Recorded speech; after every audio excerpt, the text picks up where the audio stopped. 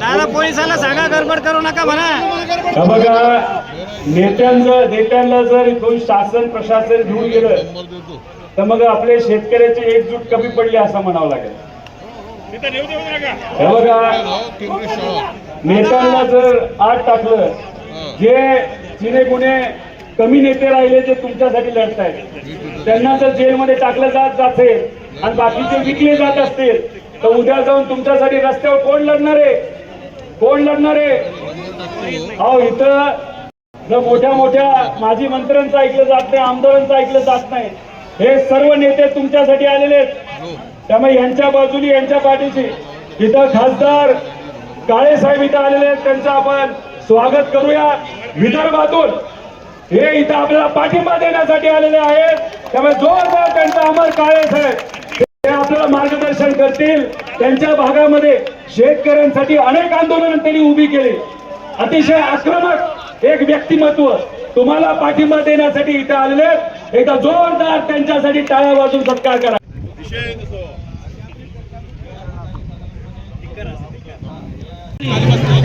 आपण सगळ्यांनी हातात हात घ्यावे, तुम्हाला सगळ्यांना विनंती आहे।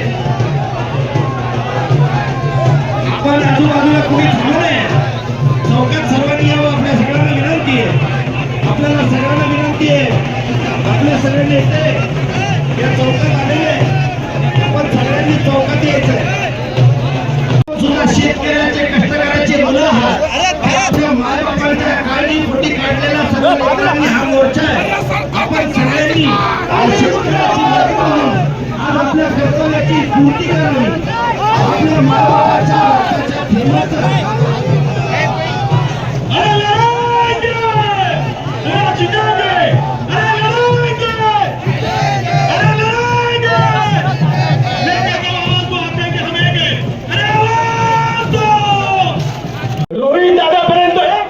रोहित दादापर्यंत हात पोहोचतील अशा कुठल्या सरकारचे हात आजपर्यंत बुलंद झाले नाहीये, त्यामुळे तुमचा हात उंचवण्याचा हात आहे। आणि दाखवा तुमचे हात वर करून सगळ्यांना, हे रोहित दादाचे हात आहेत, हे मायबाप शेतकऱ्याचे हात आहेत। अरे सगळ्यांना कळतं की नाही तुम्हाला कर्जमाफीसाठी आपण लढतोय? पोलीस इथे सहकार्य करतायत, सहकार्य करू आपण। कोणी शेतकरी इथं आणि अटक करायला आलं नाहीये, मंत्रालयात फोन आलेला आहे, तो द्यायला ते दादाकडे आलेला आहे।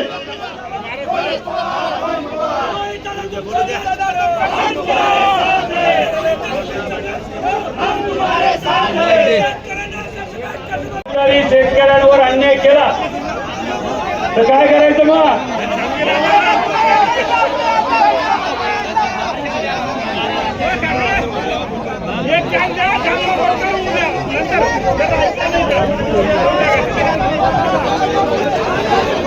बघा मला असं वाटतं उद्या अधिवेशनामध्ये सरकार म्हणतं या बाबतीतली चर्चा करू। चर्चा नको, शेवटी आंदोलन आपण केले आणि येताना आपण अनेक वेळा करू शकतो। उद्या 11 साडे11 वाजता चर्चा करणार आहेत। जर उद्या आपल्याला फसवलं तर काय करायचं मग? अरे तुम्ही सांगा काय करायचं मग?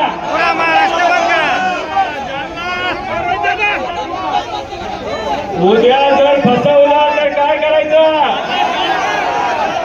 हात वर करून काय करायचं? मुख्यमंत्र्याला वेळ नाही का?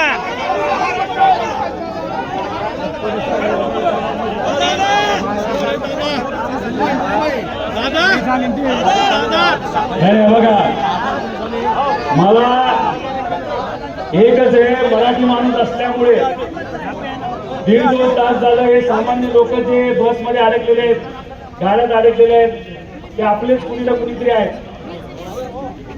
दादा ते आपले पण मुख्यमंत्र्याला वेळ नाही का शब्द द्यायला? मुख्यमंत्र्याला वेळ नाही का दादा शब्द द्यायला? मुख्यमंत्र्यांना एक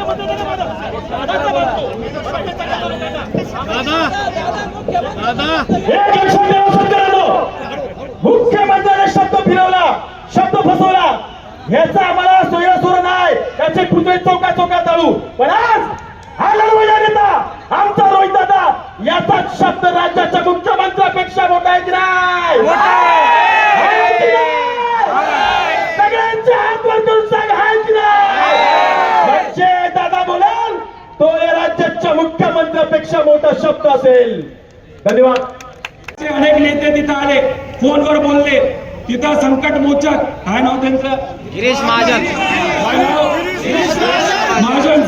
महाजन साहेब तिथं आले, मुख्यमंत्री साहेबांशी फोनवर बोलले आणि आपल्याला काय शब्द दिला त्या पंढरपूरच्या पावनभूमीतून की काही झालं तरी आम्ही तुमच्या बरोबर बैठक लावू, आम्ही तुमच्या बरोबर चर्चा करू.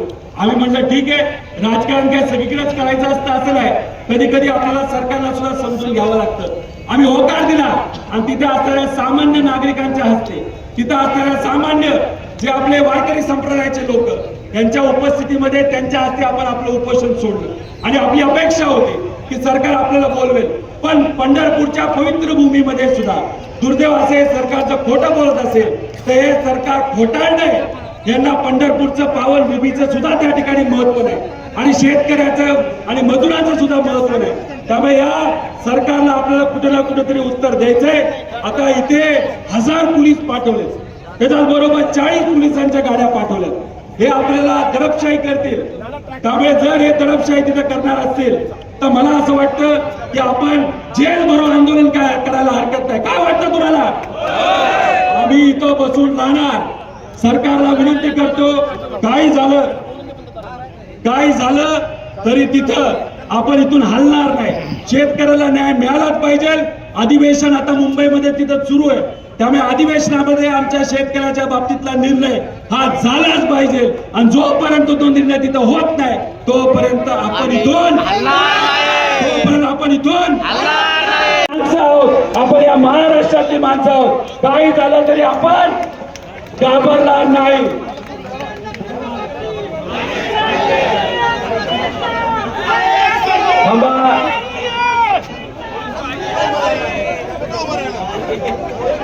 थांबा, सगळ्या शेतकऱ्यांना मागे जे उभे त्यांना विनंती करतो, मागून काय बघता, सामील व्हा, पुढे या. आपल्याला सरकारच्या वतीने फोन येतोय, फोनवर ते काय बोलतात ते थोडंसं ऐकून घेऊ. ऐकायचं का नाही ऐकायचं? मग थोडं हलू नका. तुम्ही हल्ला तर नुकसान नेत्याचं होणार नाही, तुम्ही हल्ला नुकसान आमचं नाही.